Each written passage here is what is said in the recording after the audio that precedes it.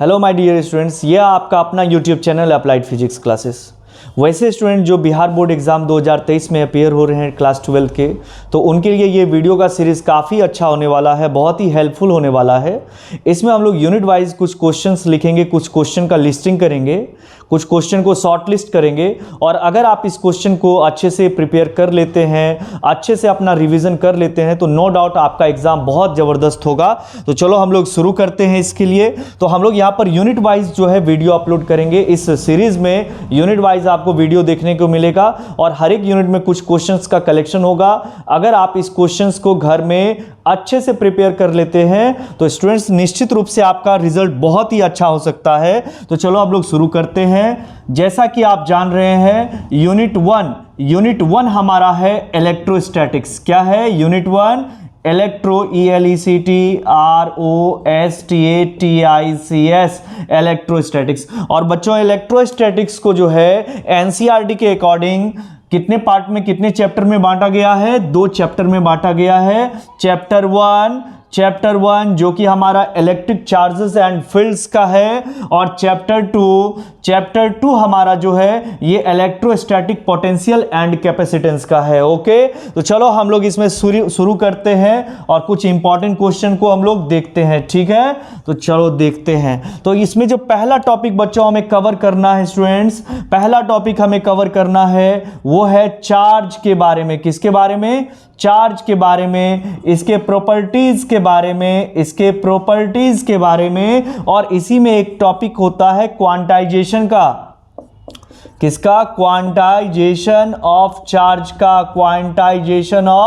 Charge का।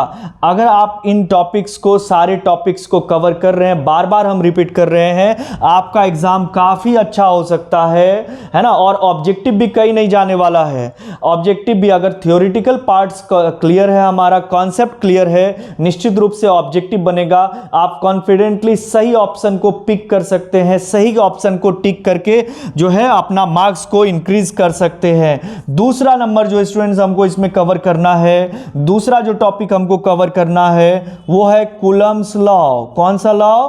Coulomb's law and it's vector form. इसे भी आप लोग अच्छे से प्रिपेयर कर लेंगे, वेक्टर फॉर्म।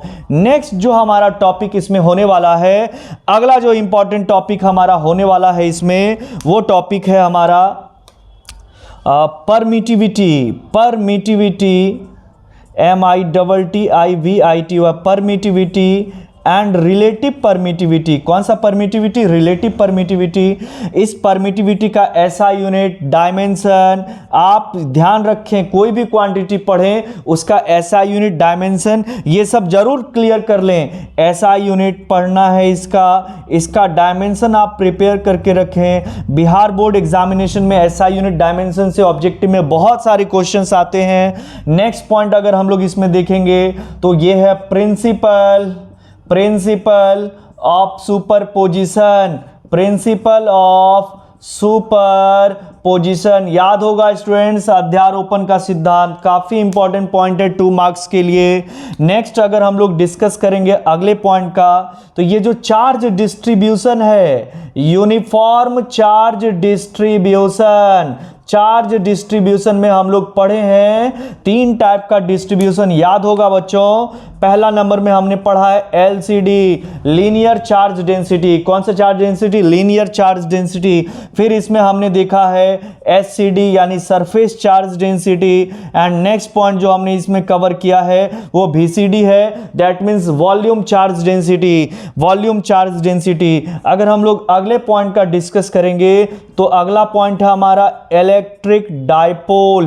क्या है बच्चों? Electric dipole and electric dipole moment. याद होगा, P से इसको डिनोट करते हैं। ऐसा यूनिट इसका क्या होता है? Coulomb meter. और ये एक वेक्टर क्वांटिटी है और इसका डायरेक्शन होता है from negative charge to positive charge. याद रखना है इसको।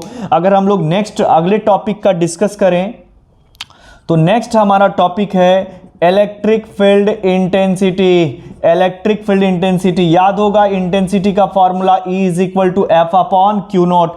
और अगर हम लोग मोनो चार्ज का इंटेंसिटी का बात करें तो ये भी फॉर्मूला हमें आना चाहिए 1/4πε0 क्यू अपॉन क्या आर स्क्वायर। और जान रहे हैं आप ये क्या हमारा सोर्स चार्ज, और सोर्स चार्ज प्लस भी हो सकता है और माइनस भी। अगर ये सोर्स चार्ज प्लस है तो इंटेंसिटी का डायरेक्शन आउटवर्ड, और अगर ये सोर्स चार्ज माइनस है तो स्टूडेंट्स इंटेंसिटी का डायरेक्शन इनवर्ड।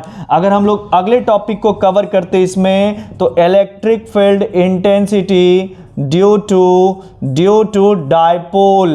तो डायपोल के कारण इंटेंसिटी का फॉर्मूला याद होगा। डायपोल के कारण इंटेंसिटी, ये 5 मार्क्स का बड़ा इंपॉर्टेंट क्वेश्चन है, ऑब्जेक्टिव में भी आता है। Intensity at axial line, intensity at equatorial line and intensity at any point, intensity at any point. ये तीनों ही काफी अच्छे क्वेश्चंस हैं। अगर हम लोग नेक्स्ट टॉपिक का बात करें तो अगला टॉपिक हमारा इसमें आता है, नेक्स्ट टॉपिक आता है डियर स्टूडेंट्स इसमें गॉस लॉ, है ना। गॉस लॉ से पहले एक और पॉइंट है फ्लक्स का। तो ये देखो नेक्स्ट जो टॉपिक है हमारा इलेक्ट्रिक फ्लक्स। मालूम होगा इलेक्ट्रिक फ्लक्स जिसे हम लोग किससे डिनोट करते हैं, फाई से। याद रखना है सारा क्वांटिटी का ऐसा यूनिट डायमेंशन अवश्य प्रैक्टिस करके ही जाना है।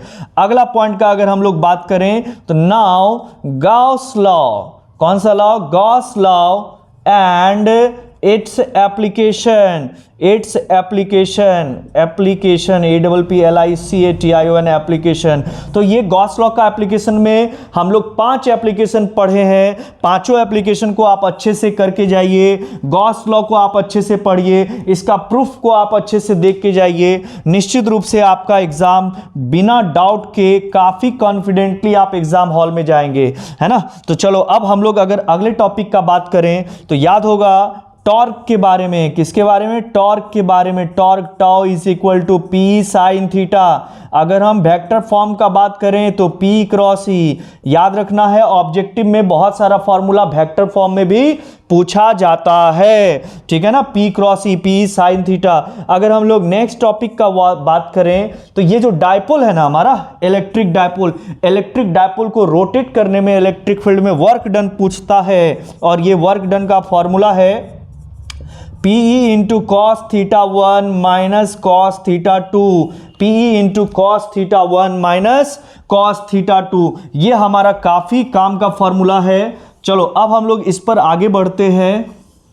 नेक्स्ट अगर हम लोग पॉइंट का बात करेंगे, अगर हम लोग अगले पॉइंट का डिस्कस करें तो नेक्स्ट टॉपिक है हमारा पोटेंशियल का टॉपिक पर अब हम लोग आते हैं। इलेक्ट्रिक पोटेंशियल, कौन सा पोटेंशियल, इलेक्ट्रिक पोटेंशियल और इलेक्ट्रोस्टैटिक पोटेंशियल एनर्जी। आपको याद होगा इलेक्ट्रोस्टैटिक पोटेंशियल एनर्जी किसी सिस्टम का निकालने बोलता है। न्यूमेरिकल्स भी इस पर बहुत सारे होते हैं। अगर हम लोग अगले पॉइंट का डिस्कस करेंगे तो नेक्स्ट पॉइंट है हमारा कि पोटेंशियल ड्यू टू डायपोल। याद रखना ये भी काम का टॉपिक है, लेकिन अगर आप लोग इंटेंसिटी ड्यू टू डायपोल को कवर कर लेते हैं तो इसको आपको कोई ज़रूरत नहीं है दोबारा देखने का, आसानी से बनेगा, एक ही जैसा है। बस इसमें इसका कैलकुलेशन वेक्टर के अकॉर्डिंग होता है और पोटेंशियल हमारा स्केलर क्वांटिटी है, तो इसके कैलकुलेशन के लिए थोड़ा डिफरेंट मेथड का हम लोग यूज़ कर लेते हैं। वही प्रोसेस वही है, उसी टाइप का है। तो potential at axial line, potential at equatorial line and potential at any point, ये टॉपिक है इसमें भी। अगर हम लोग अगले पॉइंट का डिस्कस करेंगे, नेक्स्ट पॉइंट में हम लोग जानते हैं कि कैपेसिटर के बारे में one of the most important topic capacitor and capacitance. इसके बारे में आप अच्छे से पढ़ लीजिए। कैपेसिटर एंड कैपेसिटेंस, संधारित्र और क्या धारिता।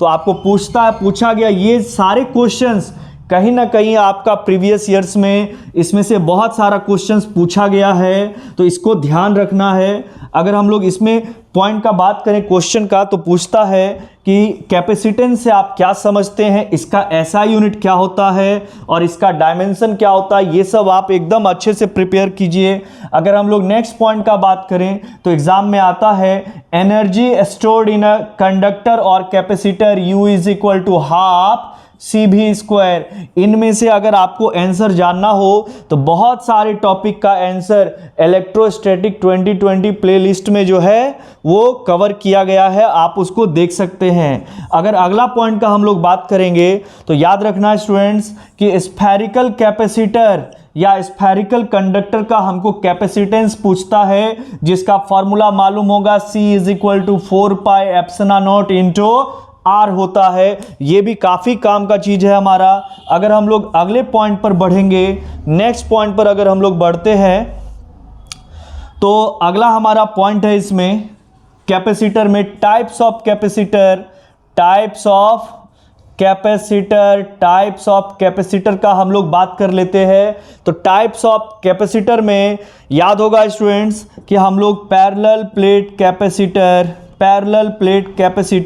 इसके बाद स्फेरिकल प्लेट कैपेसिटर और इसके बाद हमने पढ़ा है cylindrical plate capacitor. Okay, cylindrical plate capacitor. लेकिन इन सभी में जो सबसे ज़्यादा इंपॉर्टेंट है ना, ज़्यादा बार रिपीट हुआ क्वेश्चन है, वो पैरेलल प्लेट कैपेसिटर है। और पैरेलल प्लेट कैपेसिटर में हम लोग जो है इसमें दो केस पढ़े हैं। याद रखना है कि अगर दो प्लेट के बीच में एक सिंगल मीडियम हो तो सिंगल मीडियम के लिए हमारा C का फॉर्मूला होता है A into epsilon naught upon D, where D is the separation between two plates, दो प्लेटों के बीच की ये क्या है, दूरी। और इसी में अगर हम लोग केस नंबर 2 का B का बात करेंगे तो B नंबर का केस में क्या होता है, इन्हीं दोनों प्लेटों के बीच में एक हम लोग डाइलेक्ट्रिक सब्सटेंस को रख देते हैं। तो डाइलेक्ट्रिक सब्सटेंस को रखने से इसकी धारिता बढ़ जाती है और इसका फॉर्मूला होता है A into epsilon naught upon D minus T plus T upon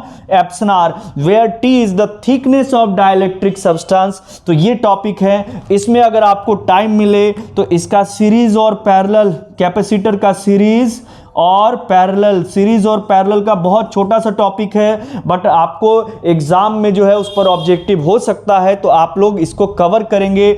इतने टॉपिक को अगर आप लोग देख लेते हैं, देख के जाते हैं, अच्छे से प्रिपेयर करके जाते हैं, रिवीजन करके जाते हैं, तो नो डाउट आपका एग्ज़ाम बहुत ही अच्छा होने वाला है। और इसी प्रकार से हम लोग जो है यूनिट वाइज क्वेश्चन हम लोग देखेंगे, डिस्कस करेंगे, तो इससे आपका भी हेल्प हो जाएगा रिवीजन में और तैयारी काफ़ी अच्छा हो जाएगा।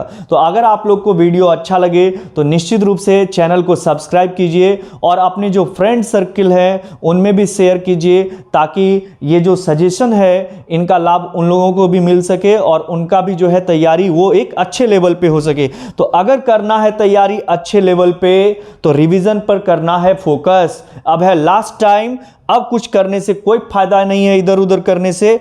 अब आप फुल्ली रिवाइज कीजिए, रिवीजन कीजिए और अपने तैयारी को नेक्स्ट लेवल पर लेके जाइए। चलो ठीक है, अब नेक्स्ट वीडियो हम लोग यूनिट 2 का लाएंगे, करंट इलेक्ट्रिसिटी का। और अगर कोई टॉपिक इधर उधर एक आध छूट गया होगा इसका तो हम उसमें इंक्लूड कर देंगे। ओके, तो चलो ठीक है, आज यहीं तक हम लोग रखते हैं। धन्यवाद।